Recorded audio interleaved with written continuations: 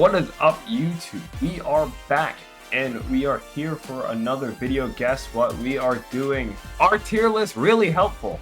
That is the topic of discussion today. So a lot of people will always go off of based off of tier list and kind of who's really strong, to see who's really strong and weak in the game. A popular tier list, this tier list was done by Angry Bird and Big Bird, two, a really strong Street Fighter 6 player. So, as you guys can see, this is not a tier list video, by the way.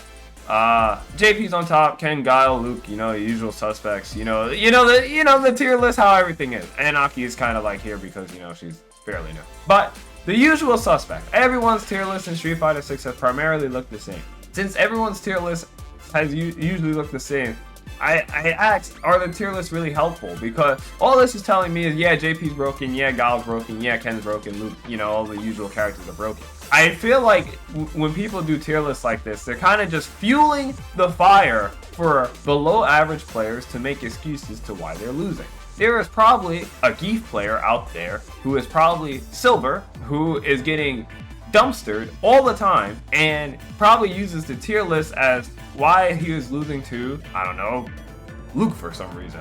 Are tier lists really help? I think tier lists are good for really high level top players. Not trying to sound elitist or anything, but they're really good for tournament players and to see who's doing well in tournament. Which brings me to my next topic. Are tier lists even helping? Because the characters who are at the top are usually just the characters who are doing good in tournament. Everyone knows Kakaru is really good at, Kakaru is considered one of the best Street Fighter 6 players right now. And, JP at the top of S plus tier by himself. Yes, JP is very good. Yes, people give Kakaru a lot of credit for playing JP. It is weird. I feel like most tier lists are just literally just tournament results at this point. We've seen millions of tournaments where there's 3 or 4 JP players in top 8. Same with Ken, same with Guile, same with Luke. So it's kind of just I feel like tier lists have just been kind of reinforcing what we already know. Yes, this character is broken, but the only reason people say this character is broken is because I see 10 of them in top 8 or something along those lines. Usually, all these characters up here, I guess minus Blanca, have pretty frequent appearances in top 8s.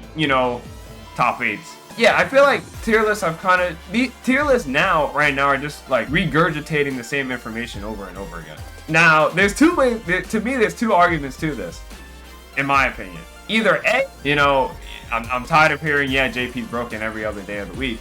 And B, this game is so straightforward that everyone just knows all the best characters so fast, which is really weird because I feel like that's not really always been the thing with other fighting games.